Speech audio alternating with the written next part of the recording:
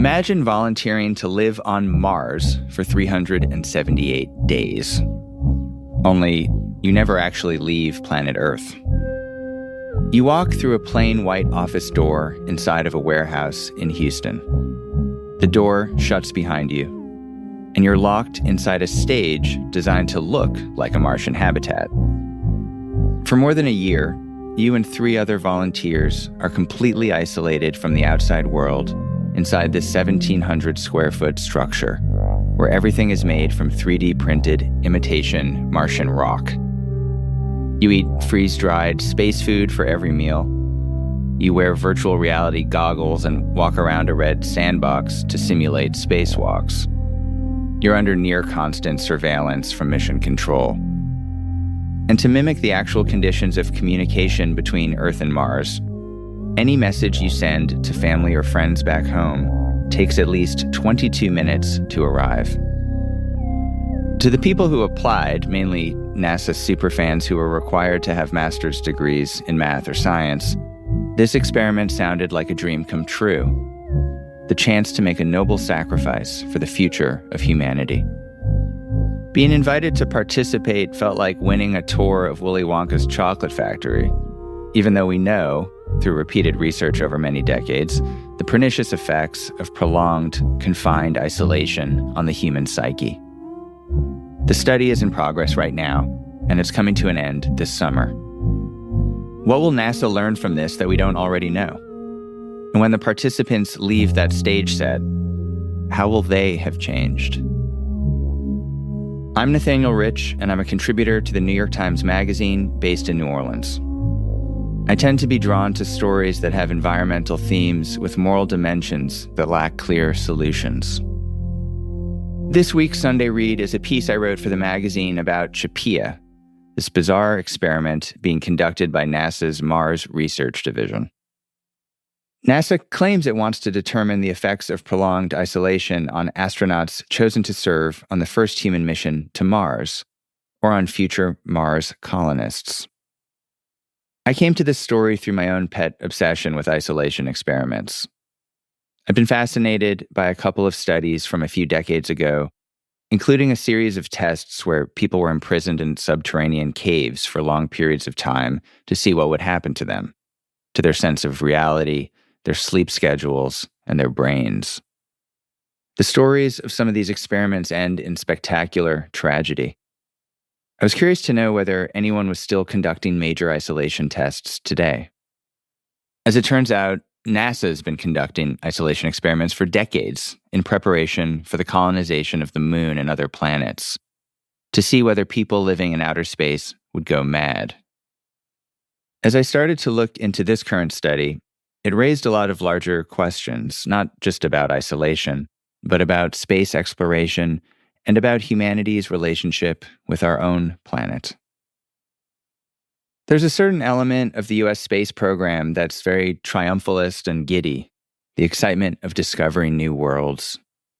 But there's also a mournful quality to our dreams of space colonization. Think of the familiar image from science fiction of the astronaut trapped in a spacesuit, floating off into the oblivion of outer space. That mournfulness, even that sense of horror, seems to mirror the tone of these isolation experiments. The idea of locking yourself up willingly to figure out what'll happen to you when pushed beyond what's conventionally thought to be healthy or humane. I spoke with Jeffrey Mathias, a science historian at Cornell University, who's writing a book about the history of isolation research. I asked him, why do we keep doing this research over and over again when we already know what isolation does to people? And he said, it's not actually about what we're going to find out. It's about satisfying an urge. He likened the Mars experiments to a traumatic repetition. He told me, we're coming to terms with the trauma of having ruined this planet, and we're trying to enact some kind of utopian future where we don't make the same mistakes again. So here's my story. Can humans endure the psychological torment of Mars? Read by Eric Jason Martin. Our audio producer for this episode is Adrian Hurst. The original music you'll hear was written and performed by Aaron Esposito.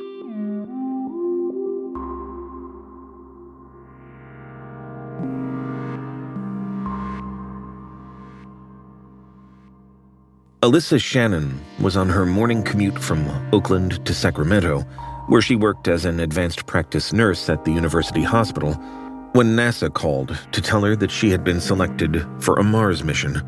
She screamed and pulled off the highway. As soon as she hung up, she called her partner, an information security operations manager at the University of California, Berkeley, named Jake Harwood. "Wow," Harwood said. "Yeah," Shannon said. "Wow." They sat in silence with the information, struggling to fathom the shape and weight of it, for a very long time. Later that morning, Nathan Jones, an emergency room physician in Springfield, Illinois, received the call that he had so fervently awaited and so deeply dreaded. His thoughts turned immediately to his wife, Casey, and their 3 sons, who were 8, 10, and 12. "You get only 18 years with your kids," he told himself. "If you accept this opportunity, you'll have to give up one of them." And yet, he couldn't possibly turn down NASA. Mars, he had convinced himself, was his destiny. As a child, he dreamed of walking across an alien planet in a state of wonder. He hoped to attend space camp, but his family couldn't afford it. Once his sons were old enough, he took them to Cape Canaveral for a rocket launch. When he told Casey the news, she nearly burst into tears. This Mars mission, Chapea, would not actually go to Mars, but the success of Chapea, crew health and performance exploration analog, will hang on the precision with which it simulates the first human expedition to Mars, an eventuality that NASA expects to occur by 2040. That people will travel to Mars, and soon, is a widely accepted conviction within NASA. The target date for the initial human mission has drifted slightly. In a 2018 report commissioned by Congress, NASA estimated that the first human beings would land on Mars no later than the late 2020s, but the certainty has not wavered, even if technical hurdles remain. Rachel McCauley, until recently the acting deputy director of NASA's Mars campaign, had, as of July, a punch list of 800 problems that must be solved before the first human mission launches. Many of these concern the mechanical difficulties of transporting people to a planet that is never closer than 33.9 million miles away, keeping them alive on poisonous soil in unbreathable air, bombarded by solar radiation and galactic cosmic rays, without access to immediate communication, and returning them safely to Earth more than a year and a half later. Many other problems involve technical details so arcane that McCauley wouldn't even know how to begin explaining them to a well-intentioned journalist lacking an advanced engineering degree. But McCauley does not doubt that NASA will overcome these challenges. What NASA does not yet know, what nobody can know, is whether humanity can overcome the psychological torment of Martian life. Enter Chapea. Instead of asking questions about aeroshell sensor design and terrain relative navigation, it promised to ask questions about people. For 378 days, 4 ordinary people would enact, as closely as possible, the lives of Martian colonists, receiving directives, feedback, and near total surveillance from mission control. They would eat astronaut food, conduct basic experiments, perform maintenance duties, respond to endless surveys, and enjoy highly structured downtime. This level of extreme verisimilitude is necessary to ensure that the experiment accurately determines whether human beings can thrive while living millions of miles from everybody they've ever known. Experimenters wanted to learn whether crew members could eat low-salt, pre-packaged astronaut meals for hundreds of days without losing their appetite, weight, and positive attitude, whether they could live in harmony with strangers in a confined space, whether they could preserve a cohesive professional environment when they are out of contact with Earth for as long as 3 weeks at a time. Such questions are of paramount importance because no mission to Mars can succeed if its inhabitants cannot maintain their health, their happiness, and, most critical of all, their sanity. And so, before NASA can safely judge whether astronauts will thrive on Mars, NASA must first determine whether astronaut imitators can thrive on a stage set designed, with maximum fidelity, to look like Mars. Mars is calling, began the announcement that NASA published on its website in August 2021. Unlike most NASA missions, CHAPEA was open to the general public, or at least a reasonably broad swath of it, citizens or permanent residents between the ages of 30 and 55 with a master's degree in a STEM field. Applicants were told to expect the experience to be mentally demanding. Among the not insignificant percentage of the country that idolizes NASA, this news was tantamount to learning that Willy Wonka would open his mysterious factory to 5 lucky contest winners. NASA offered 4 golden tickets to Mars, or rather Mars Dune Alpha, a 1,700-square-foot habitat built inside a warehouse at the Johnson Space Center in Houston. The habitat was constructed as future Mars dwellings will be constructed by 3D printer. For ink, Martian colonies will use Martian regolith. Because NASA does not possess sufficient quantities of Martian rock, CHAPEA used a proprietary, airtight cement-based material called lavacrete, which extrudes from a 3D printer layer by layer, like orange toothpaste. Though lavacrete can be printed in any color, NASA engineers chose to dye the habitat that peculiar hue of orange misleadingly called Martian red. At one end of the rectangular habitat, 4 identical 6 by 11-foot cells serve as bedrooms. In the middle lies the lounge, a small room with a television and 4 reclining chairs. The other end is occupied by several desks with computer monitors, a medical station, and a crop garden. The vegetables are not intended for subsistence, but for mental health. Growing plants, one CHAPEA researcher said, may provide psychological benefits for astronauts living in isolated, confined environments away from Earth. Rooms have different ceiling heights in order, according to its builder, to avoid spatial monotony and crew member fatigue. A hatch opens to a Martian backyard, a tented sandbox of reddish sand and 2 treadmills to be used for spacewalks by virtual reality-goggled crew members. The walls of the backyard are painted with a mural of Martian cliffs. There are no windows.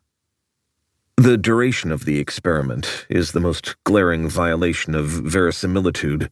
Orbital geometries dictate that the shortest possible round-trip mission to Mars will last about 570 days, a scenario possible once every 15 years, next in 2033. A typical Martian tour of duty will last at least 800 days. To preserve the integrity of the experiment, NASA has refused to disclose any additional details about what the crew will experience during their 378-day confinement, which will end on July 6, 2024. NASA has emphasized only that participants will experience resource limitations, equipment failure, communication delays, and other environmental stressors. But if Alyssa Shannon and Nathan Jones were to take NASA at its word about its dedication to realism, they could assume that certain conditions would have to be present. Crew members on a mission to Mars will, for instance, have to form durable emotional bonds with total strangers, relying on them for the comforts and consolations of the relationships they abandoned on Earth. Crew members will have to respond to every emergency themselves, without the possibility of intervention or even guidance from a mission command too distant to reply promptly to an SOS. They would have to come to terms with their inability to care for a sick child, comfort an upset spouse, or visit a dying parent. Future Mars voyagers will not only have to tolerate these conditions. In order to win the privilege of long-distance space travel, they will have to pursue the opportunity with devout, single-minded purpose. They will have to want to travel to Mars more than almost anyone else in the world. They will have to embrace the knowledge that, for at least 570 days, they will be the most isolated human beings in the history of the universe. Alyssa Shannon had fantasized about colonizing Mars since childhood. She spent weeks on the floor of her bedroom playing with a Lego spaceship that converted into a Martian base station. Later, she read Ray Bradbury's Martian Chronicles, James S. A. Corey's Expanse series, and Kim Stanley Robinson's Mars trilogy, any Martian sci-fi she could find. She knew she could tolerate hardship and extended periods in isolation. She was an avid backpacker, having hiked the John Muir Trail in 23 days and trekked across Spain in 40. She would miss cooking. Her specialty was whole wheat sourdough pizza, but she was willing to sacrifice her culinary passion in service of humanity's future. Her partner, Jake, understood. Her decision to apply, he said, reaffirmed what I knew about her. When it comes time to do something important, requiring a major commitment, she's the kind of person who will follow through. While she waited to hear back from NASA, Alyssa didn't discuss it much. The prospect was almost too exciting to bear. Nathan Jones, the father of 3, told his identical twin, Matthew, that he felt the mission had been designed for him and that he had been made for the mission. Matthew agreed. Nathan could talk to anyone and seemed to solve any problem he faced. He had spent years as a night shift paramedic, saving lives in the backs of speeding ambulances. He had volunteered on medical missions in the jungles of Honduras, treating health emergencies for members of remote indigenous tribes without being able to speak their language, or, for that matter, much Spanish. Jones was the emergency specialist in his household, too, responsible for repairing every leak, dysfunctional appliance, and clogged toilet. He figured he could handle Mars, or at least Mars. Casey, his wife, wasn't certain she could handle it. When Nathan announced that he had applied, she was dumbfounded. "Why," she asked, "would you choose to leave our family for a year?"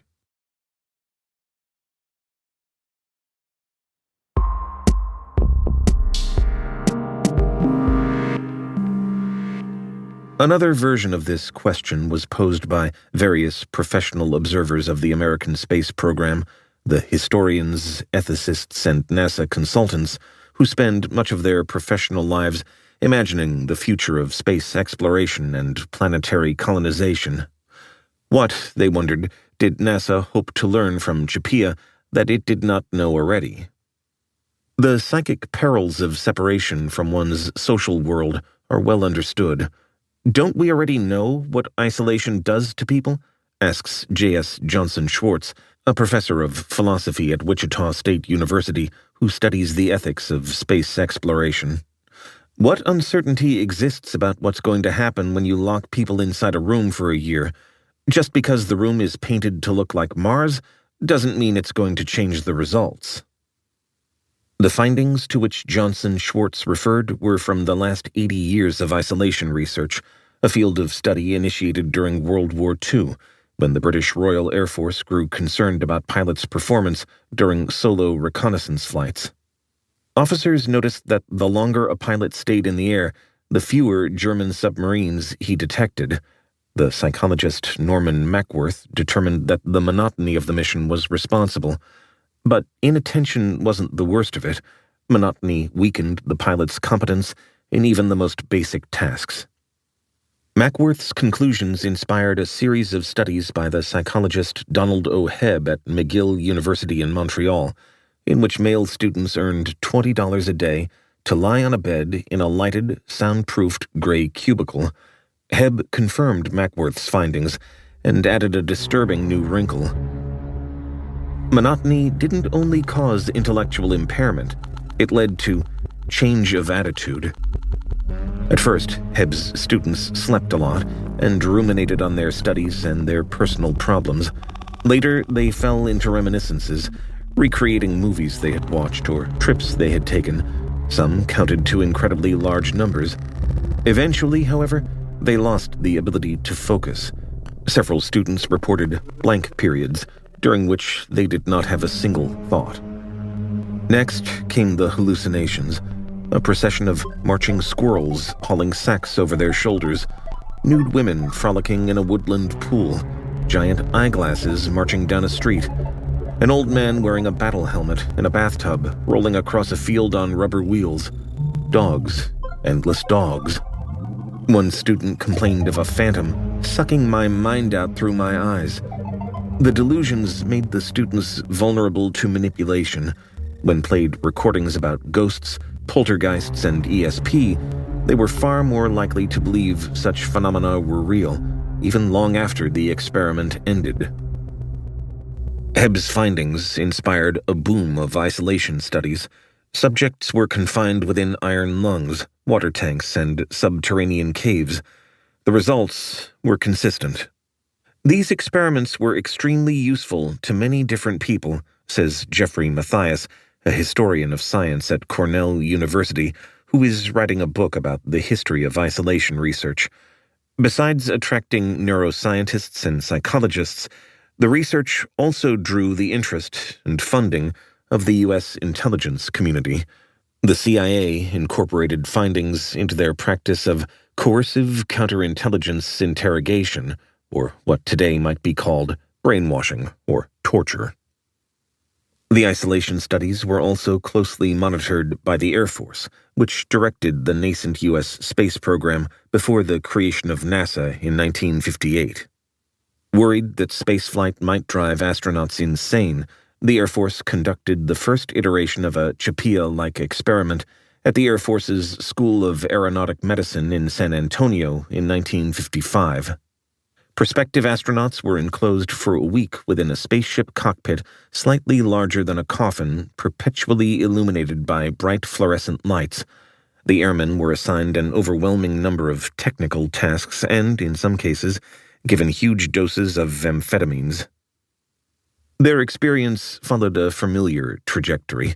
Initial high spirits gave way to what one researcher called a gradual increase in irritability, which abruptly flipped into frank hostility.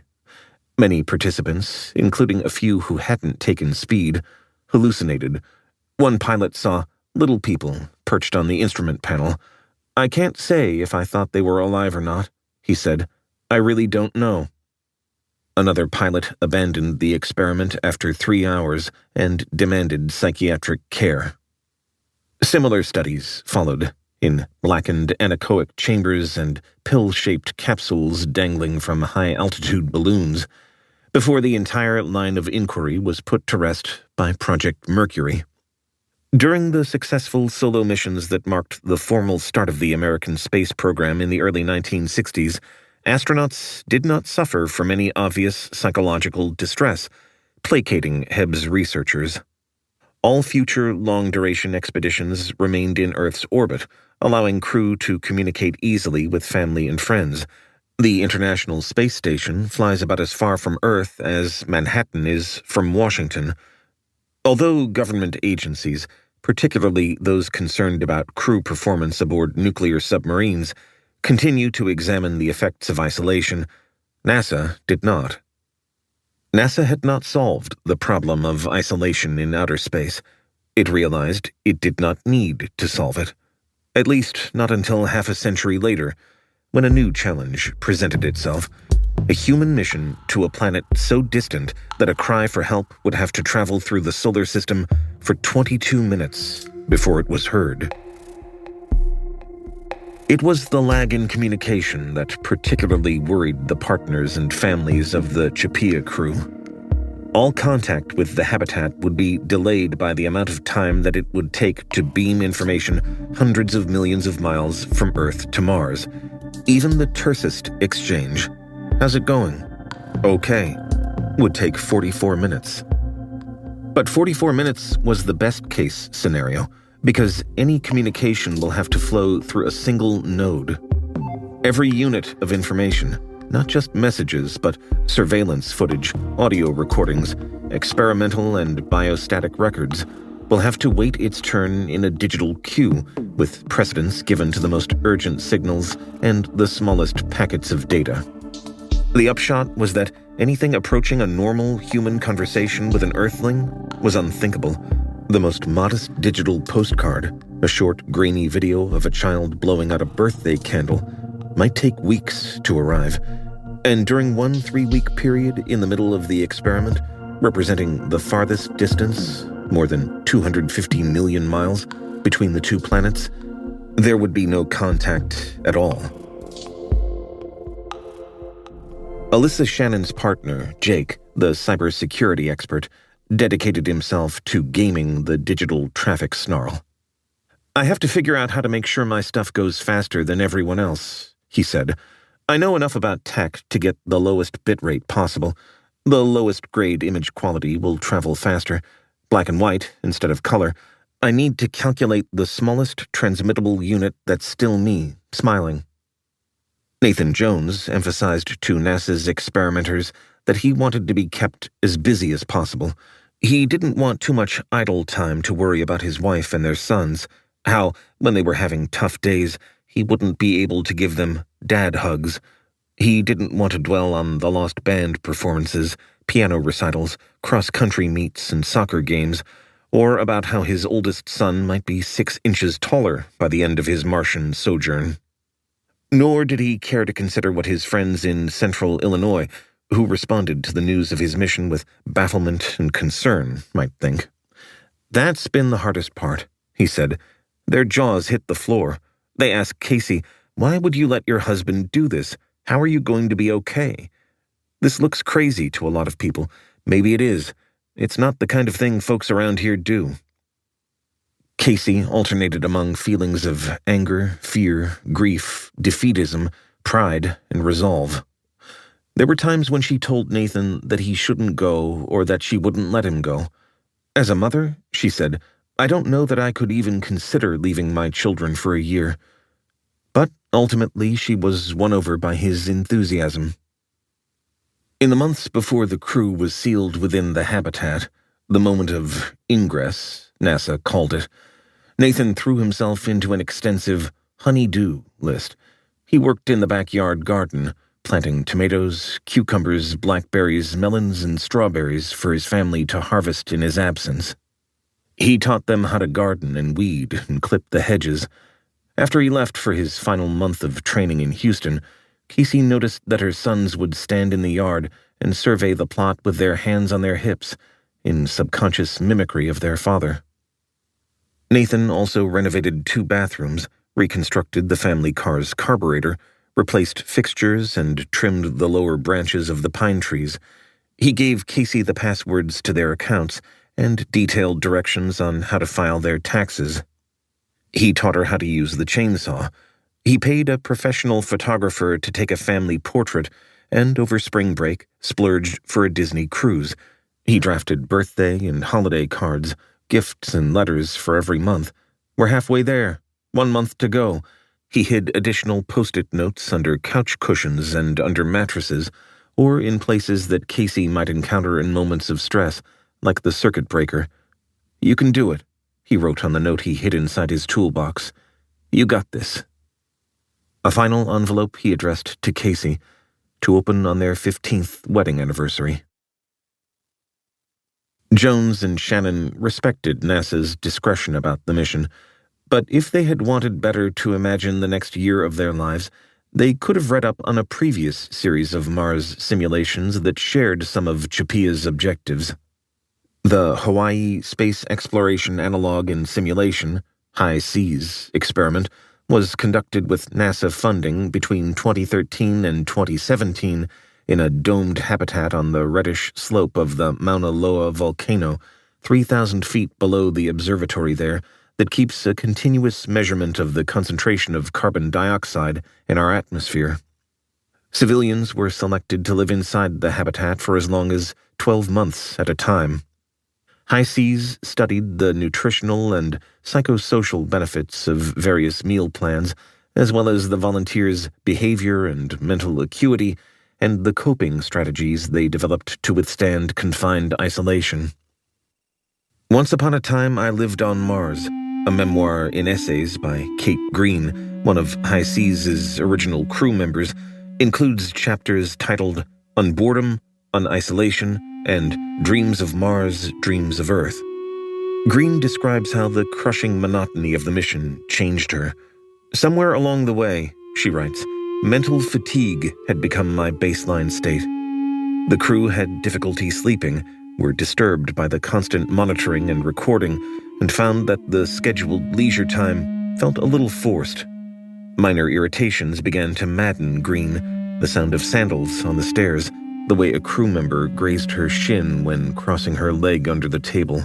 She found herself desperately missing quotidian aspects of life on Earth, where she left behind her wife, aging parents, and an ailing brother. The smell of fresh pineapple in a routine sensory test was enough to make her cry. High Seas followed Mars 500, the longest Mars simulation yet attempted, administered by Russia's ingeniously nomenclatured Institute of Biomedical Problems. Mars 500 locked 6 male crew members together for 520 days between June 2010 and November 2011 in a faux spacecraft and a faux landing module and on a faux Mars. The Russian experimenters had hypothesized that, over time, the astronauts would lose motivation, work less effectively, and suffer intensifying feelings of isolation from family and friends. After the experiment concluded, the scientists announced that their hypotheses had been largely confirmed. Crew members lost trust in the commanders and mission control when communications grew less frequent, developed nutritional problems, and grew homesick and depressed. The 520 days are really not easy to get through. Wang Yu, a Chinese participant who lost 22 pounds and much of his hair, told China Daily, "It's impossible to stay happy all the time. After all, I'm human, not a robot." Despite the consistency of results, the appetite for Mars simulations appears insatiable. CHAPEA is one of more than a dozen current analog experiments NASA is participating in, including Hera, a 650-square-foot habitat that regularly houses 4 participants for as long as 45 days in confined isolation. Since NASA ended its participation in High Seas, a conglomerate of public and private organizations has staged 12 additional missions on Mauna Loa. For nearly a quarter-century, the nonprofit Mars Society has directed research stations in the Utah desert and on a remote island in northern Canada. Mars analogs have been conducted on Dome C of the Antarctic Plateau, in a semi-arid tract of northeastern Brazil, in the northern Sahara, within Austria's Dachstein ice caves, and in the Dhofar region in the Sultanate of Oman.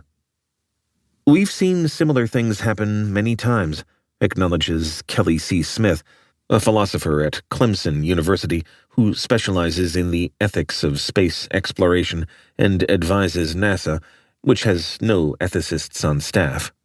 "But that doesn't necessarily mean they're a waste of time. The stakes are higher than in the past, after all. We're doing this because we're planning missions to other worlds." It is likely that the first travelers to Mars will have a similar psychological profile to that of Shannon Jones and the 2 other participants selected by NASA for the crew, Ross Brockwell, a public works operations manager in Chesapeake, Virginia, and Kelly Haston, a stem cell biologist in the San Francisco Bay Area. All 4 were not only NASA enthusiasts and in perfect physical health, but habitually sought out extended periods of isolation. Brockwell routinely retreated to a camp he had built on undeveloped land in Virginia, living off the grid. Haston is an ultramarathoner, having run some 70 trail races in the last decade, including several 100-milers. Loneliness was something she had read about in books, but never, as far as she could recall, experienced.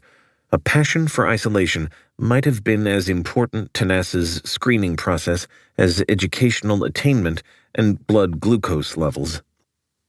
The CHAPEA participants should further benefit from their devotion to the cause.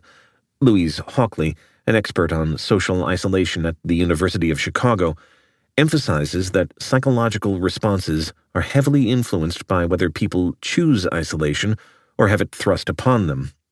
A prisoner sentenced to life would be expected to suffer more than a monk who takes a vow of silence. But Hockley points out that the participants' loved ones, however supportive they might be, lacked the same autonomy.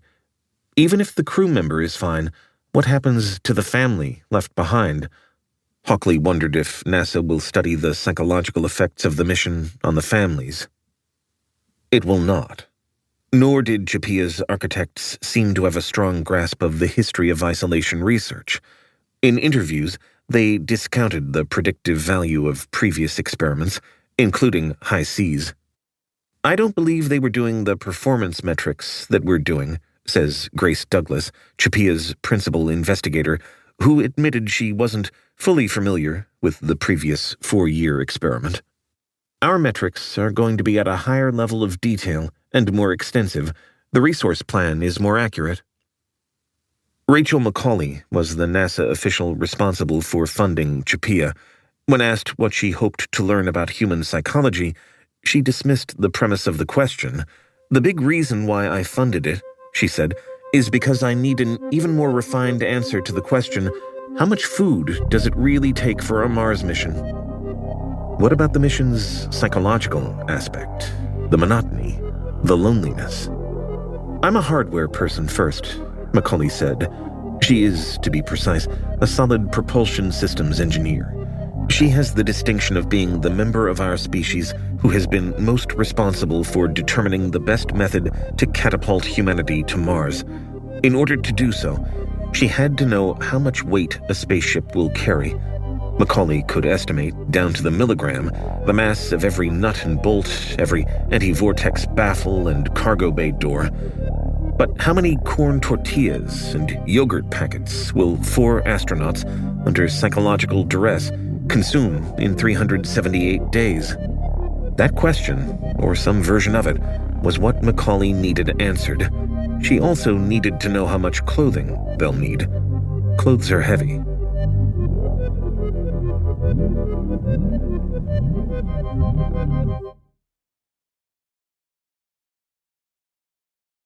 Matthias, the isolation historian, was not surprised to learn that the psychological questions were a secondary consideration for NASA.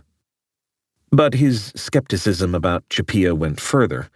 Matthias questioned whether any experimental rationale could justify yet another isolation study. "I wonder if the scientific value of these simulation experiments is beside the point," he said. The experiments, instead, seemed to him a way of willing the colonization of Mars into being, a form of wish fulfillment, or cosplaying, to put it less poetically. This is about satisfying an urge. There seems to be a compulsion to keep repeating these fake Mars missions until we actually do it. There's something very beautiful about this idea, but also very macabre at the same time. The analog experiments reflect the utopian promise of our Martian future. For a human mission to Mars is not the highest ambition of the space program. It is just the beginning, a small step for mankind before the giant leap of planetary colonization.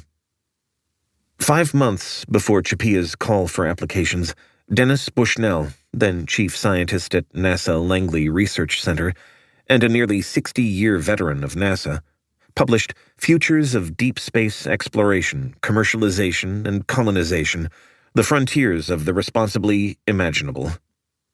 Martian colonization has always been imaginable, particularly to this nation of colonizers, but in his paper, Bushnell noted that the prospect has in recent years moved from extremely difficult to increasingly feasible.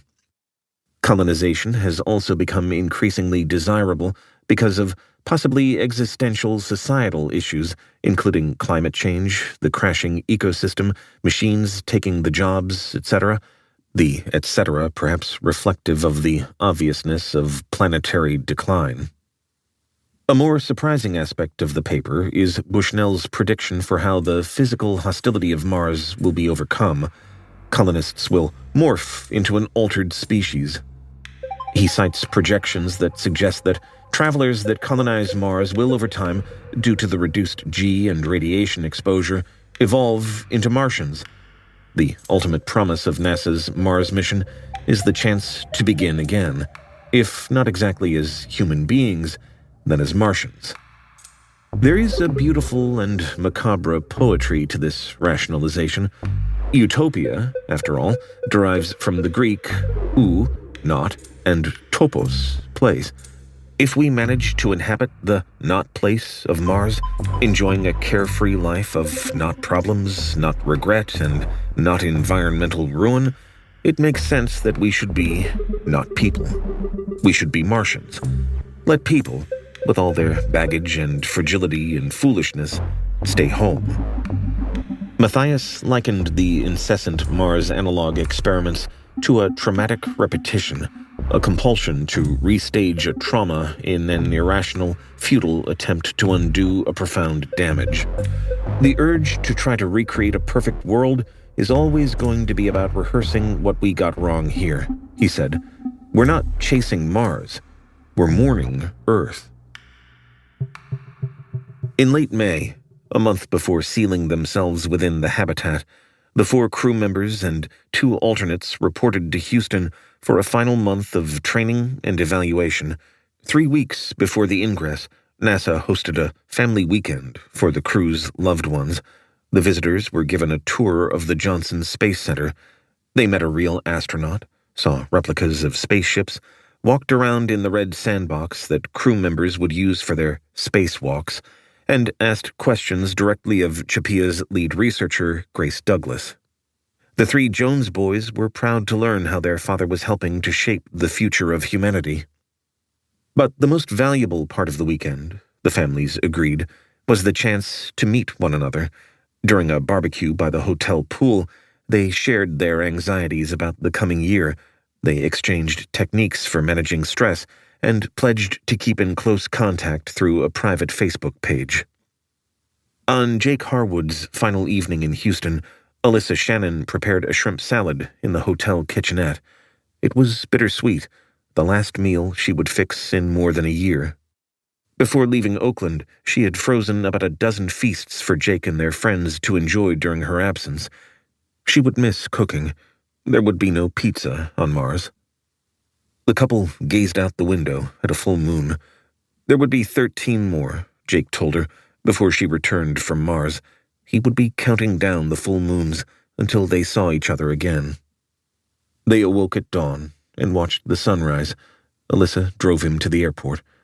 It was hard to say goodbye, Jake said, if not as hard, he anticipated, as their final phone call before the ingress, which he referred to as the big one.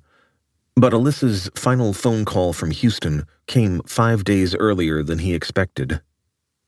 Alyssa announced that NASA had removed her from the mission. The investigators pulled her into a room and told her that she had been excluded from continuing. She would be replaced by one of the alternates, Anka Salariu, a microbiologist in the U.S. Navy. Alyssa did not know why she had been removed. The investigators refused to tell her, she said. They said only that their decision had not been based on her performance. They added that sometimes, in the final tests before a mission, they found something that was not medically serious, but might present a hazard, like an increased risk of kidney stones. Do I have an increased risk of kidney stones? Alyssa asked. Kidney stones was just an example, the investigators insisted, but they refused to say more, lest they compromise the integrity of the experiment. Alyssa doubted that she had been torpedoed by a medical condition. She wondered instead if she wasn't exactly the right mix of introvert and extrovert they were seeking. Or perhaps they had grown concerned about the crew's social dynamic? If so, Alyssa couldn't say why. The investigators, she said, told her that she could make up any excuse she wanted, and they wouldn't deny it. But lying is so unsatisfying, she said. And you have to remember the lie. It's too challenging. I want to go to the truth. There was a reason, and they couldn't tell me what it was. The uncertainty plagued her, but not as much as the loss she felt from the death of a dream she had nurtured since the Lego Martian colonies of her childhood. She couldn't help feeling wounded. This has been hard on my ego, she said. It's a big upheaval. It's been uncomfortable. She sighed. But I have to trust that my departure is for the best of the mission. By stepping back, I'm just serving in a different way. Her sudden banishment led to some logistical awkwardness at home. When an astronaut comes back, Kate Green wrote, Earth isn't where it was. When Alyssa came back, she found herself suddenly without a job, income, or home. Her hospital had promised her a position in 13 months, but in the meantime, someone had been hired to replace her, nor would NASA pay her the full stipend she had been promised, which she says was about $60,000. She didn't qualify for unemployment benefits, and she had rented her apartment for a year. Though she knew she would be able to move in with Jake, they hadn't previously decided to live together. Jake could not disguise his excitement. He met her at the airport and brought her to his house, where they shared a pizza. Alyssa, an indefatigable optimist, began brainstorming over dinner. Perhaps she would use the sudden windfall of free time to set out on a major backpacking adventure or a cross-country road trip. Maybe she would begin a new career, or maybe she wouldn't go back to work. Ever. Jake listened, humoring her. Then, with great tenderness, he proposed that she take a couple of weeks to herself before deciding what to do with the rest of her life. On the afternoon of Sunday, June 25th, the couple opened NASA's YouTube channel. The 4 crew members stood on a platform in front of the habitat. They wore black jumpsuits embossed with the reddish Chipea mission patch. Mars Dune Alpha, rendered not inside a Houston warehouse, but at the foot of a Martian Sierra, the same mountain range painted on the wall of the sandbox. The knowledge we gain here will help enable us to send humans to Mars and bring them home safely, Grace Douglas said. The crew members expressed their gratitude to NASA. When Anka Salariu said, I just can't believe that I'm here, Alyssa teared up. As soon as Nathan Jones began speaking about his family, he broke down. Kelly Haston patted his shoulder. To my wife and kids, he finally said, through a sob, I love you to Mars and back. Douglas opened the door to the habitat. It was not a special hatch with airlocks or anything. It was just a plain white office door. The crew, waving, entered. Douglas shut the door firmly behind them. From inside the sealed habitat, the crew could be heard whooping with joy. In Springfield, Casey Jones was watching with her sons. She had felt it was important that she be alone with the boys, without any extended family, not knowing how they would respond to the sight of their father leaving for a year. In the end, the boys were fine. Casey was not. But about 22 minutes after the habitat door closed, she received a text message. It came from Mars. I love you, Nathan wrote. Casey took a deep breath. We're finally in it, she told herself, which means now we can move forward. She took the boys for tacos, put them to sleep, and set the alarm clock so that she had enough time in the morning to get them ready for camp. At Jake's house in Oakland, after Alyssa closed the laptop, there was a moment in which they did not know what to do with themselves. They figured Alyssa's family would worry about her, so she put on a costume spacesuit and dressed Bun Bun, a stuffed rabbit that she had planned to bring to fake Mars, in a tiny NASA spacesuit. Jake snapped portraits and sent them to her family to let them know she was all right. Or at least that, once the sting of missing out on a year on Mars had subsided, she would be all right. That staying on Earth, with her recipe collections and Bun Bun and her devoted partner, might not be such a terrible outcome after all. Then she baked a whole wheat sourdough pizza, and she and Jake ate it together.